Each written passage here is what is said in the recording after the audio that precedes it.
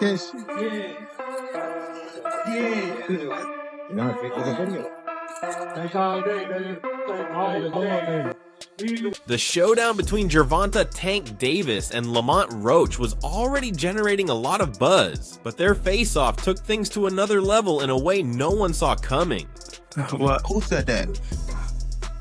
You said My what? man over You there said what? bet. Yeah, that's why I've been waiting for the niggas to talk. How much you want back? All kicked off at the press conference in Brooklyn, where they were promoting their WBA lightweight championship fight.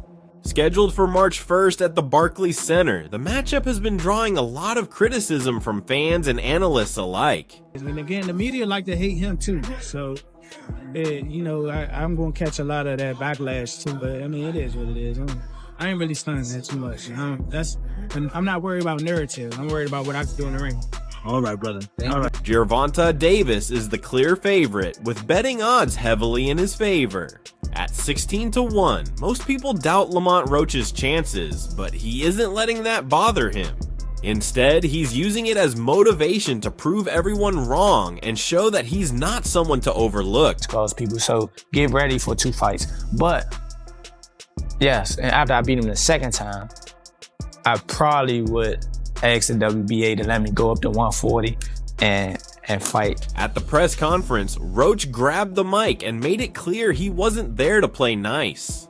"Everyone thinks I'm just here to lose," he said, locking eyes with Davis. "They see me as an underdog who's going to fold. But let me tell you, I'm a dog and I'm ready to bite. This fight is going to shock the world." He actually took this fight for the naysayers and all this and all the people talking shit about the fight. I think he actually took the fight because he know that I'm a dog. And he want to prove his skills against the Davis, sitting just a few feet away, smirked but stayed mostly quiet. When both fighters stepped to the center for the face-off, the tension skyrocketed. Standing inches apart, they exchanged heated words under their breath. Then Davis leaned in and said something that clearly got under Roach's skin. I say 9th round. What? I say 9th round. You said 9? Yeah. What's your response to that, Lamont? Look, he got scared. Look, he looked at Nah. I'm telling him, you saying you going down in the 9th? You know that power occurred late. I know you got some sneaky power. That's what I do know. That set the stage for the chaos that unfolded later in the day. Roach slapped Davis across the face. Known for his fiery temper, Davis didn't hold back, trying to lunge at Roach as security stepped in. "You're done. You hear me? Done. That's the last mistake you'll ever make," Davis shouted. After the incident, Roach showed no remorse. "He disrespected me and my father," he said in a post-conference interview. "I'm not letting anyone talk to me like that, not even Tank Davis. If he thinks he can intimidate me, he's got another thing coming. That slap was just a preview of what's coming on fight night." It's gonna be a party And on your I'm floor. gonna let y'all know something. His father was up here It's shaking gonna- it's on the gonna what's be- the name? He was shaking on the Thank everybody that played a part in it. My team, Gervonta Diaz, Gary Jonas. on my kids. He was shaking on it. On my kids, he was never. shaking. How you gonna say it's cap? And It gotta be. You gonna say it's cap? I'm watching. Gotta be. Roach's confidence remained unshaken despite the overwhelming odds against him. "Skill-wise, I bring a lot to the table," he said. "I can adapt, I'm tough, I'm smart, whatever it takes, I'll do it." The tension between Davis and Roach isn't new. Their rivalry goes way back, with Davis defeating Roach twice as amateurs in 2011, but that only fueled their competitive fire. Over the years, they've sparred multiple times and closely followed each other's careers, keeping their rivalry alive. Just overall being something that he's not been in the ring with. I'm the total package, and honestly, sometimes I think he doubts himself. But I'm a competitor, and I feel like I'm the best. So Roach believes Davis didn't pick him for an easy win, but to silence critics. Questioning his recent opponents. "He knows I'm no pushover," Roach said. "He's looking for a challenge, and he's got one." Davis, known as Tank, has built a reputation for his explosive knockouts, thrilling boxing fans for years. With an undefeated record of 30 wins, 28 by knockout, he cemented himself as one of the sport's most exciting fighters. March 1st is another chance for him to prove his dominance. Confident as ever, Davis declared at an early press conference, "I'm going to end it in the 9th round." My whole family is from DC. My whole family, like my entire family. Don't bring them. Don't what? bring them. For what? Don't bring them. I'm telling you, They don't gonna bring 'em. celebrate with me. Yeah, Don't bring them. Come March 1st, this is going to be a great event, an exciting show with the same result as always. You just have to wait and see, Davis said confidently. Roach, with a record of 25 wins, 1 loss, and 1 draw, knows he's the underdog, but refuses to let that shake his confidence. He and Davis have history, having fought twice in the amateurs, with Davis winning both times. But Roach believes this fight is completely different. It's a big difference fighting as amateurs versus now, Roach said. We've both improved, evolved, and developed new skills. Sure, we might recognize some tendencies from before, but on the big stage, none of that will matter. whoop his ass. I'm always looking for a knockout. No matter what, I'm always prepared for 12 rounds, but I'm always looking for a knockout, and if I get the chance, I'm going to try to knock his head off. This fight carries extra intrigue due to their amateur rivalry. Both fighters have come a long way since their early days, and now they have the chance to settle the debate over who's the better. Boxer. Davis, coming off his June victory over Frank Martin with an 8th round knockout, knows how to put on a show. The Barclays Center, where he won his first championship in 2017, holds a special place in his career. The energy from the people is amazing, Davis said about fighting in New York. We fought twice in the same tournament. So, yeah, and we fought in the Junior Olympics, in the regionals, and we fought in the nationals. I won my first championship here, and I have more followers from New York than almost anywhere. New Yorkers bring great energy, Davis said. This will be his 4th time fighting at the Barclays Center, and he's eager to put on another unforgettable performance for his fans. For Davis, the energy of New York and the strong support from the crowd only fuel his motivation. Meanwhile, Roach is stepping up to a big challenge, moving up 5 pounds to face Davis. Despite the weight difference, he remains confident, seeing this as the perfect chance to prove himself on the biggest stage of his career. Even Davis acknowledged his opponent's skills, saying, "Lamont's got skills."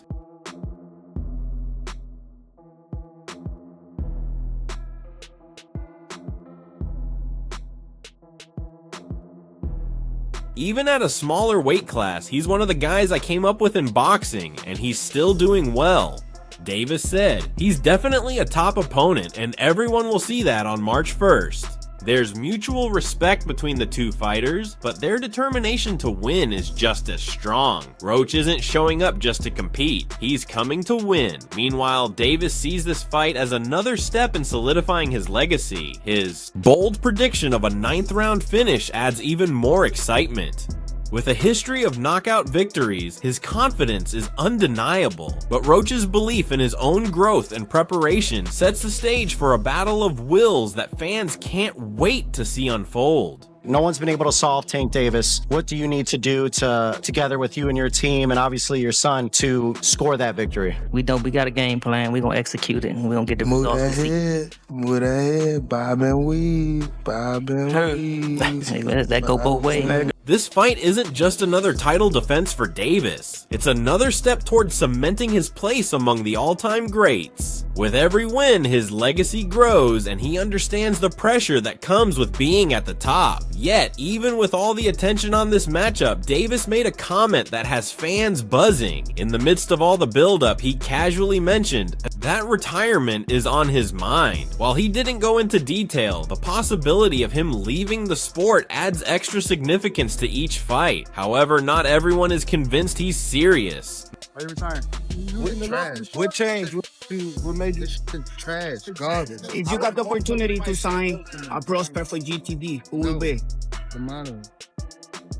Bernard Hopkins, one of boxing's most respected figures, recently shared his thoughts on Gervonta Davis's plan to retire at 30. For Hopkins, who became the oldest world champion in history at 49, the idea of stepping away so early is almost unimaginable. However, the man known as the Executioner acknowledges that Davis has carved out his own path to success and built a strong legacy in the sport. Speaking with Fight Hype, Hopkins reflected on Davis's impressive career and what his early retirement could mean. He needs to be respected for doing what most of the greats did in their time, Hopkins said. He accomplished the highest goal you can accomplish, and he's also a first ballot Hall of Famer. After next year, I'm out of it. After our second fight. You're out of it? Yeah, Care to elaborate on that?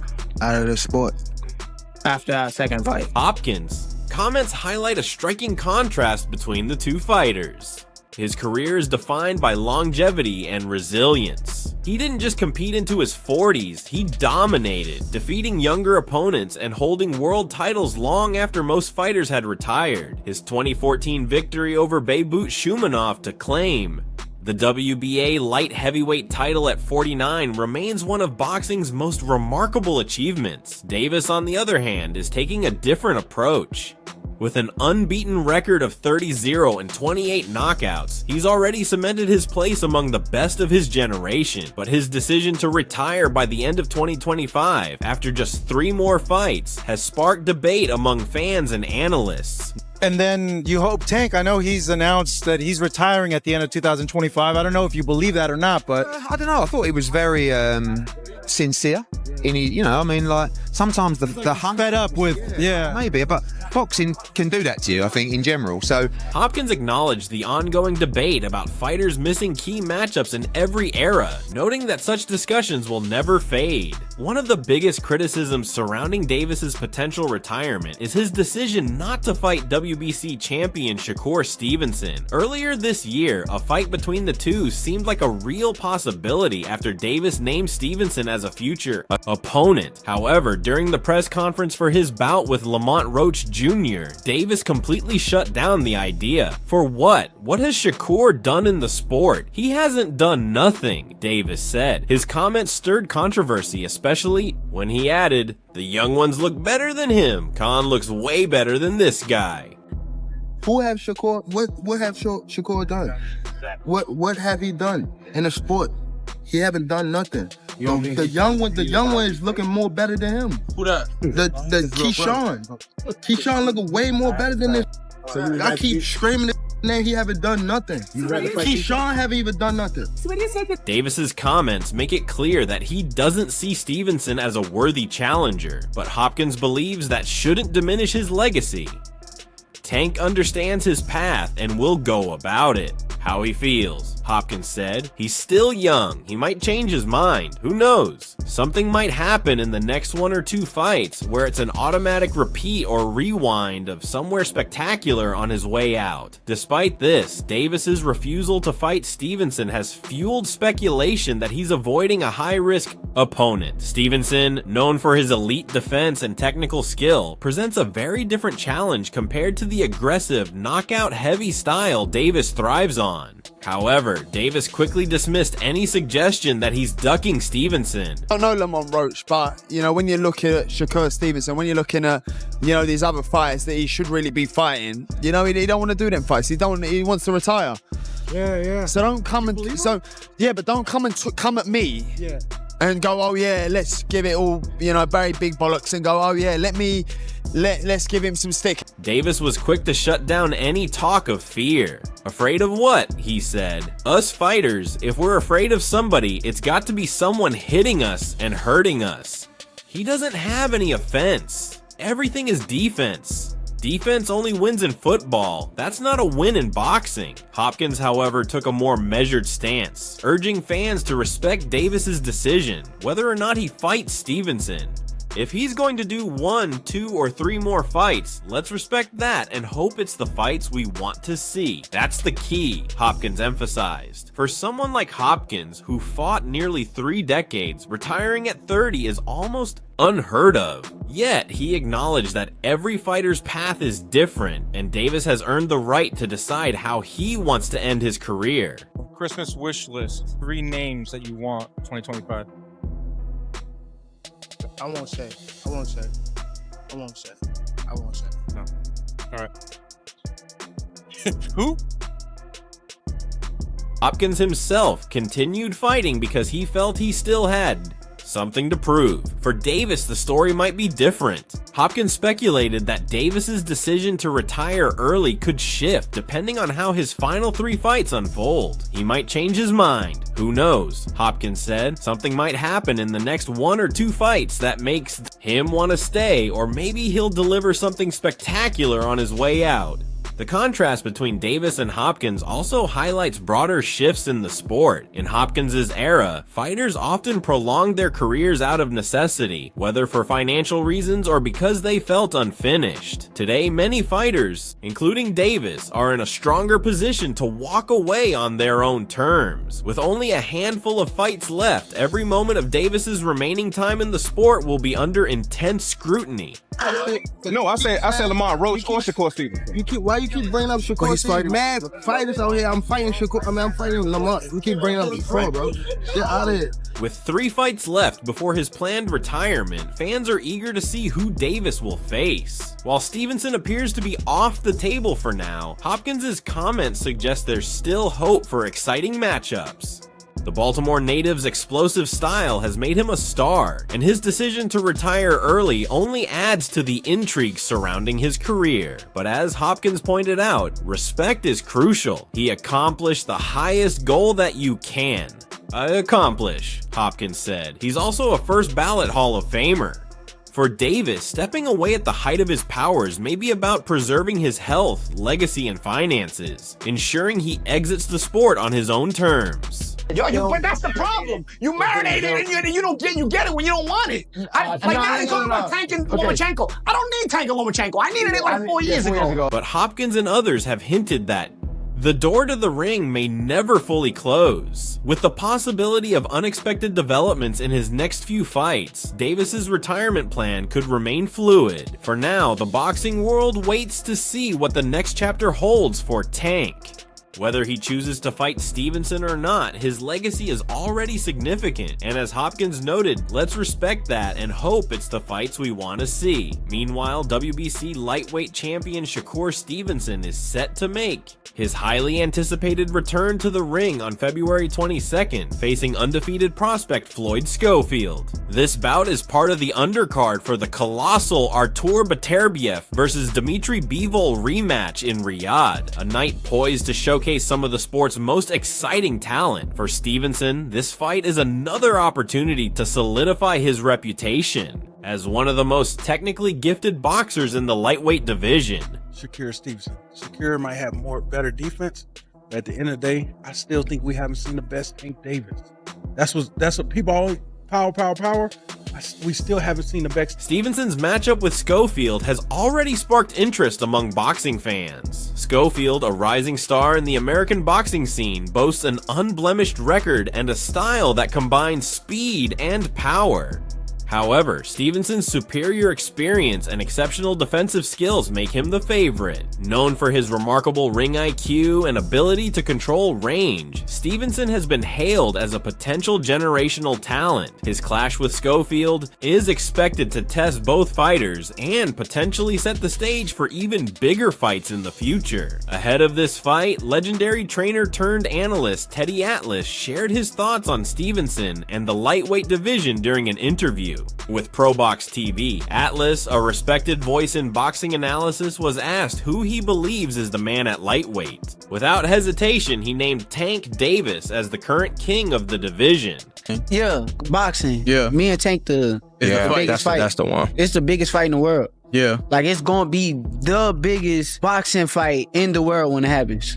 Tank Davis, he's the man right now. He's in his prime. He can do everything, Atlas declared. Forget about the fact he's the hardest puncher and all of that. He's also a terrific counterpuncher. He sets traps, can use his legs when he has to. Right now, he's the full package. Davis's reputation as one of the most dangerous fighters in the sport is well earned. With a perfect record and devastating knockout power, he has established himself as a fan favorite and a must-watch attraction.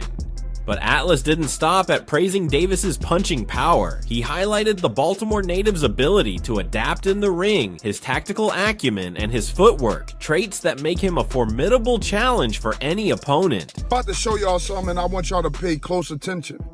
Tank's telling y'all, he don't want to chase him around. Y'all want to see Tank knock people out. You don't want to see him chase somebody around the whole fight, because what happened when Shakur do it, when somebody chasing him around? It's boring. What's next for Tank? If anything, it's going to be Keyshawn out of them two. When the conversation turned to whether Davis could defeat Stevenson, Atlas acknowledged the unique challenges posed by the WBC lightweight champion.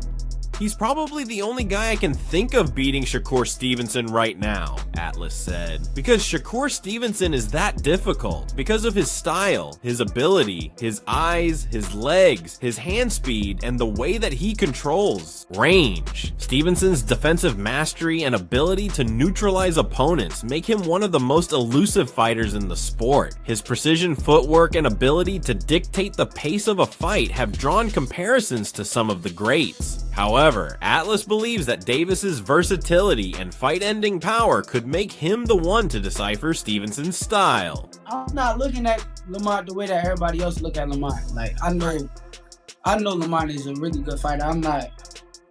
This ain't no Frank Martin. That's all I'm gonna say. Yeah. It's a real good fight. The prospect of a showdown between Davis and Stevenson has fans buzzing.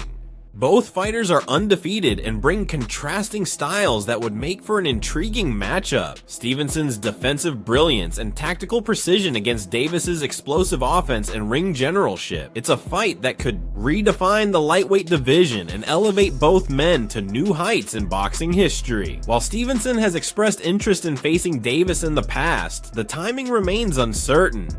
With Davis announcing plans to retire by the end of 2025, the window for this mega fight to happen is rapidly closing. If the fight does materialize, it could be one of the most highly anticipated clashes in recent memory, potentially rivaling classic lightweight battles of the past. The best at, he didn't even fight at 135 yet. Right.